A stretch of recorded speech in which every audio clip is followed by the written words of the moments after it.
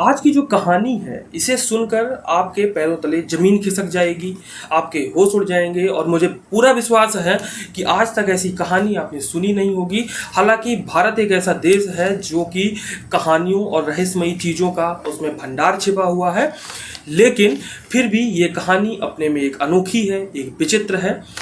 बात अगर करें तो ये कहानी शुरू होती है यूपी के फतेहपुर से।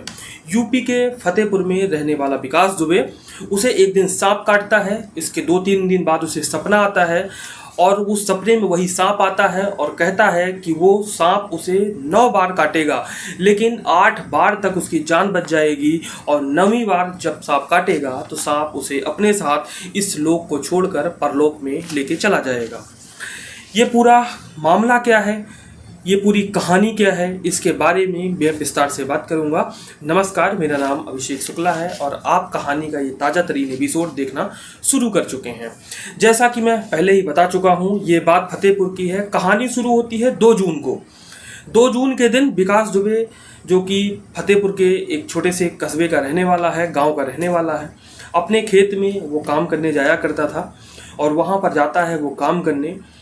लेकिन जब काम कर ही रहा होता है या काम करके अपना घर की तरफ वापस आ रहा होता है तो उसे पैर में जो है वो कुछ चुभन सी महसूस होती है। जब वो पैर देखता है अपना तो उस पर सांप के काटे जाने का उसको निशान मिलता है और थोड़ी देर में ये देखता है वो कि जो सांप ने उसे काटा था वो सांप जो है भगता हुआ जा रहा है। वो आनन फानन में ये बात घर वालों को बताता है। घर पहुंचता है, घर वाले उसे लेकर हॉस्पिटल जाते हैं, जो कि गांव के ही पास में, गांव में ही होता है एक प्राइवेट हॉस्पिटल। उस हॉस्पिटल में ले जाया जाता है। हॉस्पिटल में एंटी वेनम का इंजेक्शन दिया जाता है। एंटी वेनम मतलब कि जो ये टॉक्सिक चीज़ें हैं, जो जहरीली, जो सर्पदंश से जहर गया था, उस जहर के प्रभाव को ख़त्म करने वाला इंजेक्शन, एंटी वेनम इंजेक्शन, उसको दिया जाता है। वो एडमिट रहता है, अगले दिन डिस्चार्ज हो जाता है, उसकी छुट्टी हो जाती है, ठीक ठाक हो जाता है। लेकिन ये क्या, बस कुछ ही दिन गुजरते हैं, 1 हफ्ता गुजरता है और 1 हफ्ते के बाद में फिर विकास दुबे कहता है कि उसे फिर से सांप ने काट लिया है और काटे जाने का निशान भी मिलता है। और इस बार जो सांप ने काटा था वो उसी के घर पे ही काटा था। पुनः वही हॉस्पिटल जाता है। दोबारा हॉस्पिटल जाने से हॉस्पिटल में डॉक्टर इंजेक्शन देते हैं, इलाज करते हैं, कुछ एंटीबायोटिक दवाइयाँ देते हैं और विकास की छुट्टी कर देते हैं। विकास अपने घर पर आ जाता है। इसी तरीके से फिर 1 हफ्ता ही नहीं गुजरा था कि तीसरी बार उस सांप ने विकास दुबे को काट लिया। तीसरी बार विकास दुबे को जब सांप काटता है तो उसी रात वो मतलब हॉस्पिटल गया, वही प्रोसेस सेम ही किया उसने। घर वालों को बताया, घर वाले आनन फानन में हॉस्पिटल लेके गए। हॉस्पिटल में उपचार हुआ, इलाज हुआ, एंटीबायोटिक दवाएं दी गई और डिस्चार्ज कर दिया गया। विकास दुबे घर आ गया। 3 बार अभी तक ये घटना हो चुकी थी, लेकिन उसी दिन तीसरी बार सांप के काटे जाने के बाद विकास दुबे रात में जब लेटता है तो उसे एक सपना दिखाई देता है। वो सपने में देखता है कि एक सांप, जो कि उसके सपने में आया, सांप कह रहा है कि वो उसे 8 बार तो काटेगा, लेकिन 8 बार में विकास दुबे को कुछ नहीं होगा। लेकिन जैसे ही वो 9वीं बार काटेगा वो जिंदा नहीं बचेगा, ये कहता है। और इस कहने के बाद विकास दुबे का सपना टूटता है। विकास दुबे जब सपने से बाहर आता है तो ये बात अपने घर वालों को बताता है। घर वाले परेशान होते हैं। घर वाले से धीरे धीरे ये बात करते करते गांव में रिश्तेदारों को, उनके मित्रों को पता लगती है। सारे लोग जो है परेशान होते हैं। अब 3 बार ये घटना हो चुकी थी और सपना भी आ चुका था विकास दुबे को, तो घर वाले जो है अब प्रिकॉशन जो है आजमाना शुरू कर देते हैं। जैसे कि विकास दुबे का बिस्तर वो थोड़ा सा ऊपर लगाया गया ज़मीन से कि वहाँ तक सांप की पहुँच ना हो। खेतों वगैरह में जाने से मना कर दिया गया कि खेत में ना जाएं। कोई ऐसा काम ना करें जहाँ पे सांप के रहने या आने या जाने की संभावना हो। मतलब उन सारी चीज़ों से बचने के लिए उपाय किए गए कि विकास दुबे को किसी तरीके से सांप तक उसकी पहुँच ना हो पाए विकास दुबे की। तो इस तरीके से दोस्त यार जो थे वो भी बिल्कुल अपने साये में रखते थे, अपनी नज़रों में रखते थे कि अगर विकास दुबे के पर नज़दीक तक अगर सांप पहुंचता है तो पहुंचने के पहले ही वो उसकी कुचल के उसकी हत्या कर देंगे, या मतलब उससे दूर कर देंगे कुल मिला के। ये सब चलता रहा, लेकिन इसी बीच विकास दुबे ने बताया, और विकास दुबे की जो मैं बात कर रहा हूँ वो बिकरू कांड वाले विकास दुबे की नहीं बात कर रहा हूँ।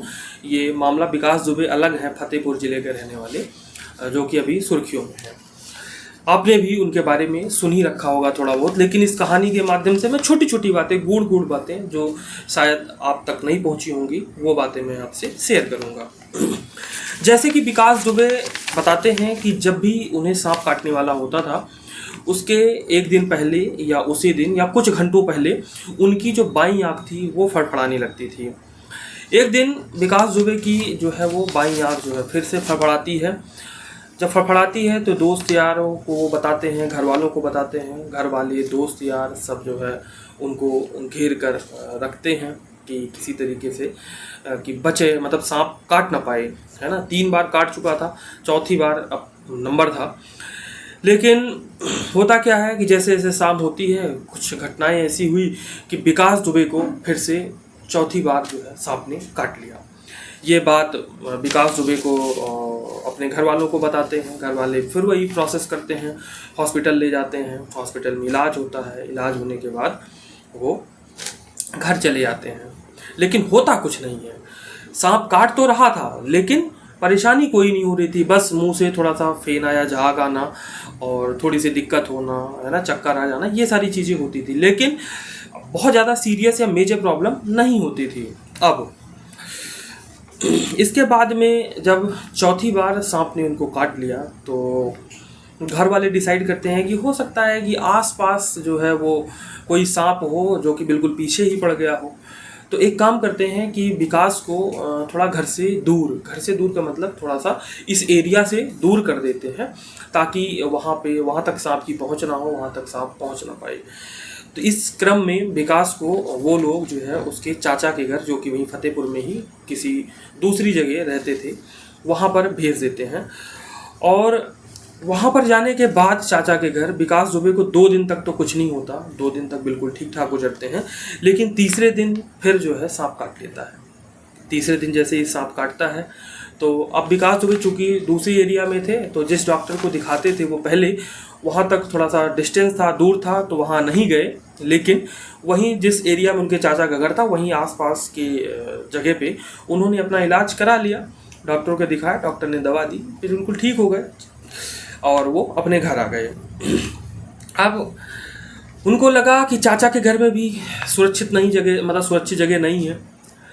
5 बार जो है वो सांप काट ही चुका था और 9वीं बार तो अंतिम बताया ही है सपने में। 8 बार तक वो सेफ थे और जिसमें से 5 बार निकल चुका था, मतलब 3 बार अभी और बचा हुआ था। अब ये घटना और ना बढ़े, सांप से किसी तरीके से छुटकारा मिले। अब विकास दुबे जो है वो अपनी सिस्टर के घर पहुंच जाते हैं। घर वाले उनको भेजते हैं कि आप यहाँ चाचा के यहाँ ठीक नहीं है, अब आप अपनी सिस्टर के यहाँ चले जाओ। विकास दुबे वहीं फतेहपुर में ही उनकी सिस्टर रहती थी, राधा नगर में, वो वहीं चले जाते हैं। और वहाँ जाने के बाद 4 दिन तक कुछ नहीं होता, लेकिन जैसे ही चौथा दिन निकलता है, 5वें दिन विकास दुबे को छठी बार वहाँ पे सांप काट लेता है। सांप काट लेता है, उसका निशान भी रहता है लेकिन बहुत ज़्यादा नहीं, थोड़ा बहुत निशान उसका देखने को मिल जाता है। तो इस तरीके से अभी तक 6 बार जो है वो विकास दुबे को सांप काट चुका था। अब ये बात धीरे धीरे मीडिया में भी पहुंचती है, क्योंकि घर वाले इस बात से बहुत ज़्यादा परेशान हो गए, गांव वाले बहुत परेशान हो गए। अब घर वालों ने, गांव वालों ने अपने लोकल लीडर्स की मदद से सरकार से मदद की गुहार लगाई कि जो है किसी तरीके से विकास की जान बचाई जा सके। गांव वाले, घर वाले अपने लेवल पर भी बचाने का प्रयास करते हैं, जो भी यंत्र मंत्र तंत्र होते हैं वो आजमाते हैं। सपेरे बुलाए जाते हैं सांप को पकड़ने के लिए कि जो भी सांप है जो काट रहा है वो जो है शायद सपेरे जो है पकड़ लें, जिससे विकास दुबे की जान बचाई जा सके। लेकिन ये सब यंत्र मंत्र तंत्र जो है वो सब फेल हो जाता है। जैसे ही कुछ दिन बीतते हैं, छठी बार के सांप काटने के बाद, यानी कि 2 जून को पहली बार सांप ने काटा था और उसके 40 दिन बाद विकास दुबे को 7वीं बार फिर जो है वो सांप काट लेता है।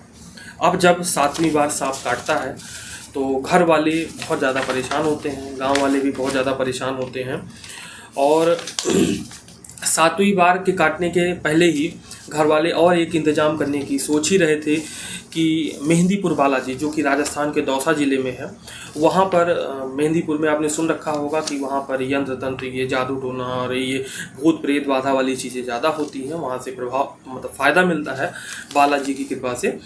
तो वहाँ पर भेजने की योजना बना रहे थे कि विकास को वहाँ भेज देंगे तो वहाँ से कुछ लाभ मिलेगा, है ना। लेकिन वो भेज ही पाते कि अगले दिन यानी कि 40वें दिन सांप, पहली बार सांप के काटने के 40वें दिन बाद 7वीं बार जो है सांप ने काट लिया। अब सिर्फ गिनती 2 बार की बची थी, 7 बार हो गया, 8वीं और 9वीं बार, एक कुल मिलाकर 1 बार उनके पास में जीवन दान का और समय था। अब गांव वाले जो है वो मदद की गुहार लगाते हैं योगी से, योगी जी या शासन से, उत्तर प्रदेश शासन से लगाते हैं। शासन जो है वो उससे मैसेज आता है तो फतेहपुर के डीएम को कि इस मामले की जो है वो जांच की जाए, इसमें कार्रवाई की जाए। और डीएम साहब जो है वो सीएमओ साहब को ये ऑर्डर पास ऑन करते हैं कि इस संबंध में आगे कार्रवाई की जाए, देखा जाए कि मामला क्या है। लेकिन ये होता, उसके पहले बीच में एक बात और आपको बताना मैं भूल गया कि विकास दुबे को जितनी बार सांप ने काटा, विकास दुबे ने तो देखा, लेकिन अन्य किसी व्यक्ति ने सांप को देखा नहीं, ना काटते हुए, ना भगते हुए, ना जाते हुए। खैर, अब मामला आगे बढ़ता है। सीएमओ साहब जो है वो प्रेशर में आते हैं, चूँकि मीडिया में ये रिपोर्ट आ गई थी, मीडिया से जो है प्रशासन पर भी दबाव बन गया था। और इस तरीके से सीएमओ साहब 3 डॉक्टरों के एक पैनल का गठन करते हैं और वो गठन करने के बाद में वो ये निष्कर्ष निकालना होता है कि विकास दुबे को आखिर में प्रॉब्लम क्या है, आखिर में उसको सांप काट रहा है या नहीं काट रहा है, या दिक्कत क्या है। ये सारी चीज़ों की इंक्वायरी करनी थी उस कमेटी को।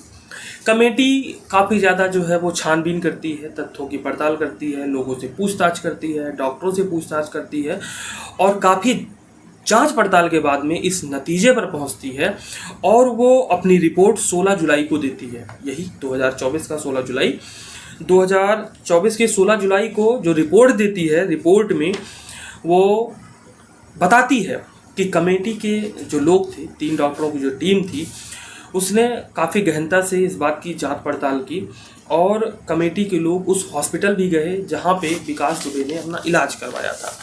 चूँकि 7 बार अभी तक विकास दुबे को सांप काट चुका था, 5 बार उसने जो इलाज करवाया था वो गांव के ही एक प्राइवेट हॉस्पिटल में करवाया था। बाकी के 2 बार जब उसने सांप ने उसको काटा था तो वो 2 बार अलग अलग जगह पे था। एक बार चाचा के यहाँ था और एक बार अपनी सिस्टर के यहाँ था, अपनी बहन के यहाँ था। तो उसने अपना जो इलाज करवाया था वो चाचा और सिस्टर के यहाँ के जो लोकल डॉक्टर हैं पास के, वहाँ से करवाया था। बाकी 5 बार का जो इलाज था वो एक ही हॉस्पिटल जो कि गाँव में ही स्थित था उनसे करवाया था। तो अब डॉक्टर जो कमेटी है, कमेटी के लोग जो है, उस टीम के लोग जो है वो उस हॉस्पिटल पहुंचते हैं इस बात की इंक्वायरी करने के लिए कि विकास दुबे को क्या ट्रीटमेंट दिया गया था, क्या दिक्कत थी। अपनी रिपोर्ट में कमेटी बताती है कि हॉस्पिटल में जब गहनता से पूछताछ की गई तो ये पाया गया कि हॉस्पिटल वालों का कहना था कि पहली बार तो जब विकास दुबे आया था अपना इलाज कराने के लिए तो उसको सांप ने काटा था, स्नेक बाइट था और उसके निशान भी थे और एंटीवेनम उसको इंजेक्शन दिया गया, उससे उसको रिलीफ भी मिला, फ़ायदा भी मिला।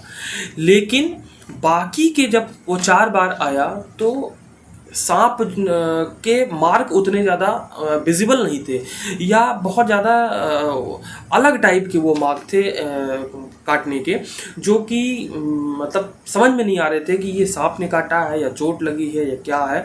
तो इस वजह से, और बहुत ज़्यादा कंडीशन भी ख़राब नहीं थी, इस वजह से एंटीवेनम इंजेक्शन नहीं दिया गया, बल्कि तसल्ली के लिए यही एंटीबायोटिक दवाएं जो है वो दी गई और इंजेक्शन दिया गया। इससे ये हुआ कि हॉस्पिटल का अपना एक तरफ बिल बनता रहा और दूसरी तरफ विकास दुबे के मन को भी शांति मिलती रही कि उसका इलाज चल रहा है, इलाज हो गया प्रॉपर, वो ठीक होकर घर आ गया।